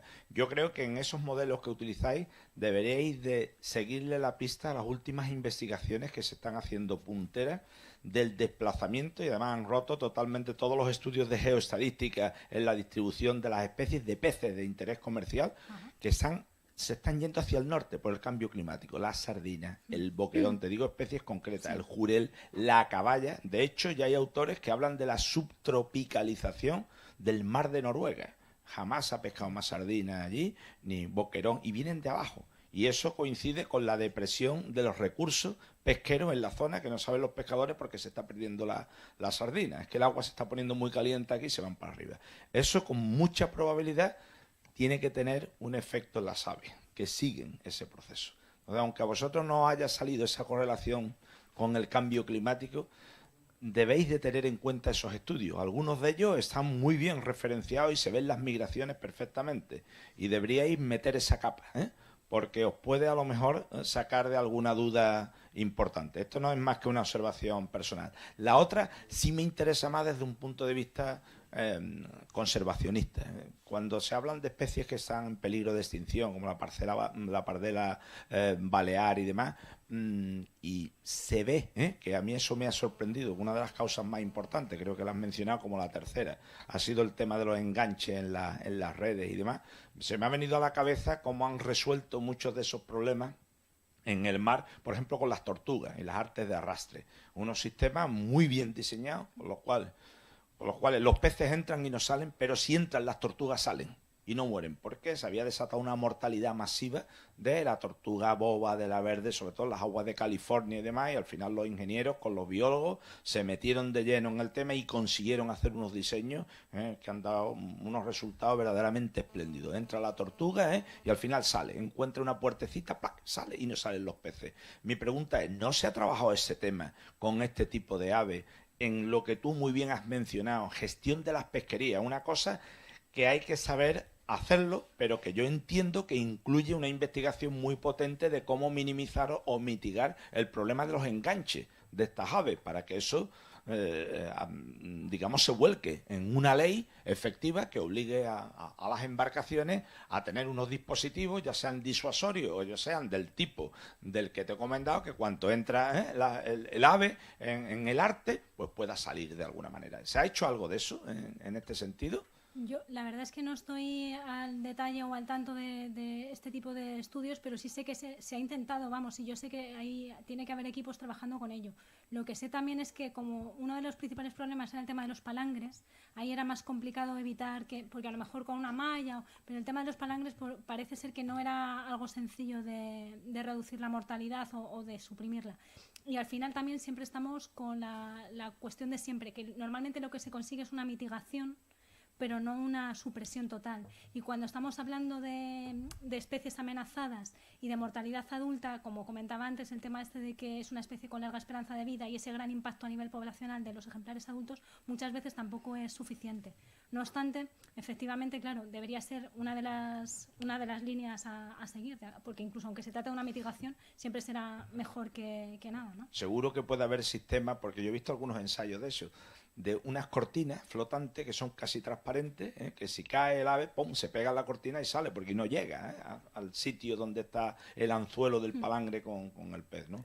Yo creo que ahí hay una línea muy potente a desarrollar en el futuro, porque puede estar en la base, ¿no?, de la mitigación, no de la supresión, como tú dices, del problema en el futuro, y puede dar muchas satisfacciones. Te lo preguntaba a título simplemente de curiosidad, porque sabía que eso se había ya superado en el mundo de las tortugas, porque al principio parecía que era un tema irresoluble y se ha conseguido mitigar muchísimo. Pues muchas gracias, enhorabuena. A vosotros. Yo te quería hacer una pregunta, una cuestión que me ha surgido a lo largo de la charla, y es muy de andar por casa, vamos.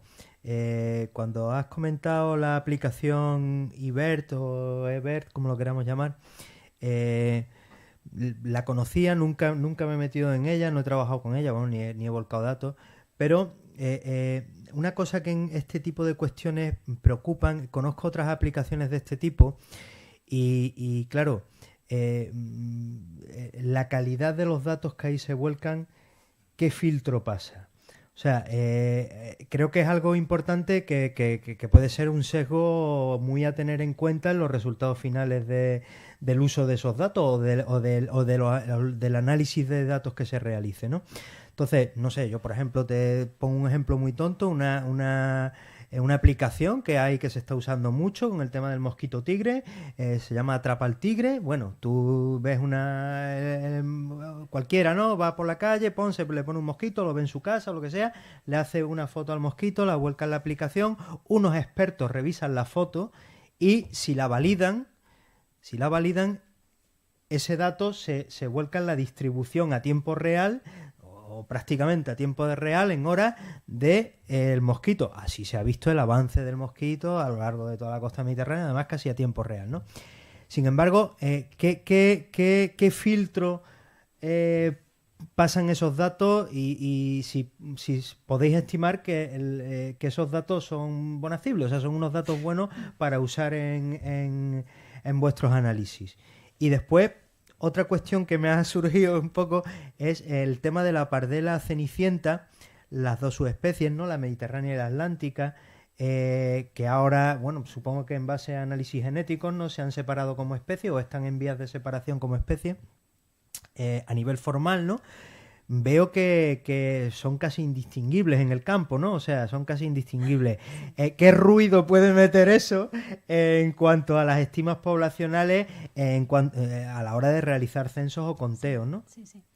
Bueno, sobre la primera pregunta, acerca de la calidad de los datos y cómo puede influir esta calidad en los resultados finales, con IBERT pasa como con cualquier otra fuente de Big Data. Al final el Big Data es eso, son muchos datos, es una cantidad ingente de datos, pero con un ruido tremendo. Y es verdad que hay ahora mucha discusión también acerca de esto, porque se habla siempre que bien, Big Data es una nueva forma de identificar patrones, de obtener información, de sacar provecho a esos datos que se recogen y que nadie utiliza. Pero es verdad que hay veces que detrás de tanto dato realmente no hay información. Es decir, está la cantidad de ruido que hay que no se puede extraer ningún patrón, no hay nada claro. Cuando tú limpias el ruido, ¿no? Ahí ya no queda nada. Y esto también sucede con los datos recogidos con plataformas, ya sea IBERT o cualquier otra. Tiene que haber un ruido muy grande. No obstante, ¿qué es lo que me permite a mí decir que el modelo o que estos datos funcionan para construir el modelo? La validación que yo he hecho del modelo. Yo os he comentado que yo he hecho una validación, que he tomado datos reales de campo y he contrastado esa información con las predicciones del modelo y es alta. No obstante, para llegar a esto y conseguir que los datos de IBERT me digan algo y por encima de todo ese ruido que hay, que por supuesto está asociado a esas observaciones que cualquiera puede tomar en cualquier momento con más o menos pericia, con errores de tecleo, etcétera, todos los errores que se nos puedan ocurrir. La cuestión es que también antes de llegar a eso, yo he hecho un procesado de los datos y he hecho un filtrado. He buscado datos, lo que se llaman datos anómalos o datos que se salen del rango habitual. Los que espacialmente no estaban en su sitio directamente, o sea, he sido conservadora. Cualquier cosa que no encajaba dentro de lo que aparentemente debía ser, se ha eliminado de la muestra, ¿no? O sea, que también eso lleva un proceso de depuración. Efectivamente. Es más, en un primer momento nos planteamos el hacer un modelo para, no sé si para todo el año, pero a lo mejor para los 2 periodos migratorios en conjunto, y al final había tanta variabilidad, esto ya no por el error, sino simplemente por la cuestión de la variabilidad, de cómo modulaban los factores ambientales un movimiento migratorio y el otro, decidimos hacer 2 modelos separados. Quiero decir que es cierto que hay mucho ruido, pero a la vista de los resultados nosotros podemos decir que se puede sacar información de esos datos, información útil para el objetivo que nos habíamos planteado. Yo en ningún momento he dudado de los datos que, o sea, pero simplemente era, bueno, saber si había algún tipo de filtro previo a que esos datos pasaran a la base, o sea, o esos datos en origen pasaran a la base de datos general que después proporcionan pues a determinados especialistas o a determinados investigadores. Y lo otro que te comentaba de la pardela cenicienta. Lo de las subespecies. Sí. A mí, o sea, yo aquí he contado todo lo que he podido, pero me he dejado muchas cosas en el tintero. Nosotros ahora estamos trabajando en 2 publicaciones científicas, una ya la tenemos ahí en revisión, a ver si nos la aceptan, y la otra casi tengo ya terminada. Bueno, el hecho es que ahí está todo más prolijamente detallado, sopesado, defendido, etcétera. En este caso era una de las cosas que a mí me preocupaban, porque yo digo, bueno, es que yo no lo he contado aquí, pero es que va más allá de eso. Si tenéis todavía memoria del mapa de distribución que yo mostraba de las 2 especies de la Mediterránea y la Atlántica, hay una área de solape. Es más, es que hay constatación de que hay hibridación entre las 2 especies. Hay algunas colonias en las que hay ejemplares de uno y otro tipo. No obstante, la tasa de hibridación que se conoce ahora mismo es muy baja. Yo ya no recuerdo cuánto era, pero era muy bajita. Las colonias en las que se ha visto presencia de las dos especies están todas muy localizadas en esa zona que estaba identificada en el estrecho. Y yo tengo que confiar en mis compañeros, que son los que hacen el seguimiento, porque este seguimiento sistemático que se hace en el estrecho lo hacen voluntarios, pero la Fundación Migre siempre tiene un ornitólogo experto allí con ellos. Es decir, que aunque hay gente que es voluntaria y va aprendiendo en ese momento, siempre se entrena a la gente, ¿de acuerdo? Para que también, aunque sean voluntarios y cuando llegaron no sabían nada, pero si sean capaces de identificar con un mínimo de precisión lo que están viendo, hay un ornitólogo allí experto. Y estos, entre ellos Alejandro Enrubia, que son grandes profesionales, sí saben distinguir una especie de la otra, aunque parezca increíble, pero son capaces de distinguirla. Y aunque no tienen capacidad, porque como han dicho los compañeros de aquí de SEO Ceuta, de identificar todas las pardelas, a qué especie, estamos hablando eso, de 500.000 aves, es que es imposible. Ellos lo que han hecho ha sido, durante periodos muy breves y concentrados de tiempo, dedicarse a hacer ese esfuerzo extra de distinguir cuáles eran cenicientas y cuáles, perdón, Atlántica o Mediterránea. Eso es. Y han visto también que la proporción, es que no recuerdo ahora, lo tengo ahí en el artículo, pero no recuerdo. Era no significativa. Era ínfima. Era tan pequeña que incluso aunque estemos cometiendo ese error, o sea, no... Sí, no es significativo. No puede ser la razón de lo que estamos observando, vamos. Sí. Sobre el tema de la identificación cenicienta... Un momento, que el micrófono. Perdón. Sobre el tema... Uy, qué fuerte. Sobre el tema de la identificación de cenicienta, pardela atlántica, pardela mediterránea... estamos, un compañero nuestro, José Antonio La Peña, ha hecho 10.000 fotografías este año desde la embarcación de pardela cenicienta y la está examinando una a una y además comparándola con los censos que hemos realizado en esos días, ¿no? Para ver la proporción que puede haber de pardela cenicienta, pardela canaria. Pero yo no sé cuánto tardará porque tiene que realizar 10.000 fotografías, pero está en ello. Claro, o sea que lo importante de eso es llegar a, o entiendo, vamos, que lo importante de esto, lo mismo que comentabas de Alejandro, es llegar a la conclusión de que realmente una cantidad, de un punto de vista estadístico, despreciable, ¿no? O no significativo a la hora de llevar a cabo los análisis, porque, claro, si sobrepasa un determinado, umbral, efectivamente, ya estamos. Y además después la dificultad está ahí, porque lógicamente todos los censos no lo puedes hacer haciendo 10.000 fotografías y después analizando una a una, ¿no? Sí. O sea, eso es una labor de un momento dado pero claro, a la hora de censar habitualmente entiendo que de un punto de vista logístico, operativo, es prácticamente imposible. ¿no? Imposible. Lo que pasa es que este Bueno. hombre, ya te digo, desde la embarcación nos hemos metido en los grupos, parecíamos los cazatempestades, ¿no? Por allí va uno, nos metíamos al lado del grupo y empezaba pum, pum, pum, pum, y allá te hacen unas 100.000 fotografías. Muy bien. Pues, ¿alguna cuestión? Sí, por aquí quieren hacer una pregunta. Sí, por aquí, en la primera fila.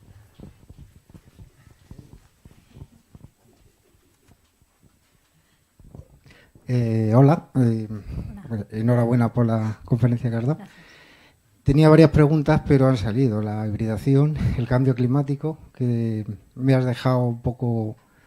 me chocan, ¿no? Las conclusiones que habéis sacado en el estudio. Estoy más de acuerdo con lo que el ponente de antes estaba, ¿no? Creo que tiene que haber alguna relación, pero en fin, bueno, eso es lo que nos ha salido. Sí, pero si puedo hacer una puntualización al hilo de Sí, eso, claro. es que no lo he comentado, quizás lo he pasado de puntillas, pero tenemos que tener en cuenta que tanto un estudio como el otro, me refiero tanto el estudio relativo a la fenología en el estrecho como el hecho con los datos de IBERT, se refieren a un periodo que en términos climáticos es muy, muy limitadito, ¿eh? Porque estamos hablando de datos desde el año 2005, en el mejor de los casos para la Cenicienta, desde 2007 en el caso de la pardela balear hasta la actualidad, ¿de acuerdo?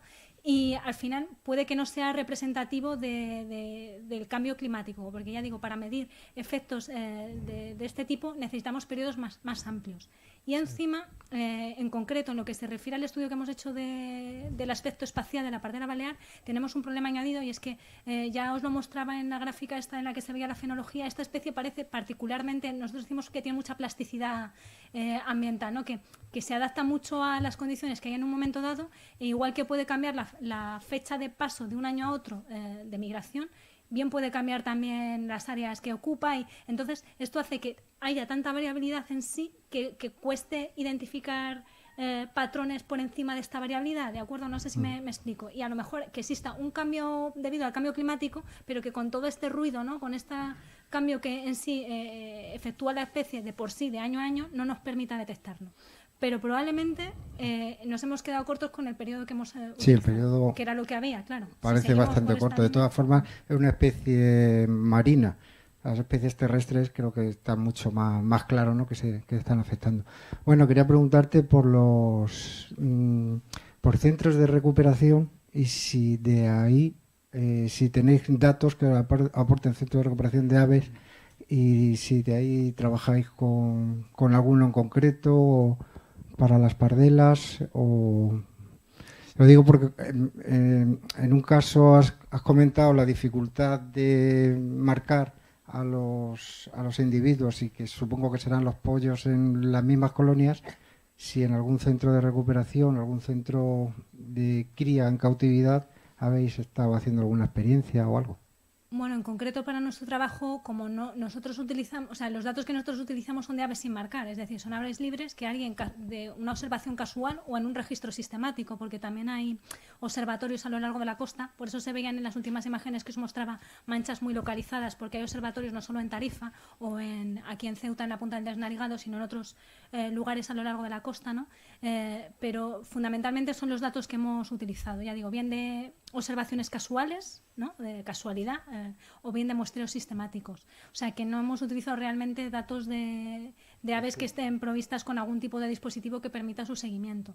Lo que sí me gustaría decir es que hay que ser cautos cuando tú recuperas un ave porque ha estado, yo qué sé, ha tenido algún problema, enfermedad, que la encuentras débil, que desorientada, y le colocas un dispositivo.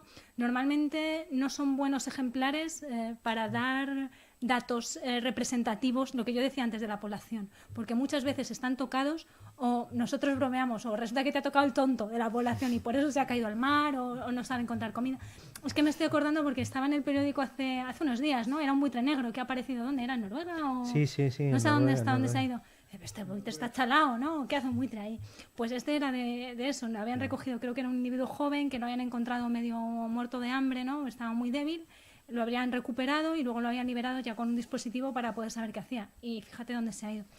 Es un ejemplo extremo. Tampoco sabemos por qué está allí, pero tiene pinta de que por alguna razón ese animal no está sano y hace cosas extrañas.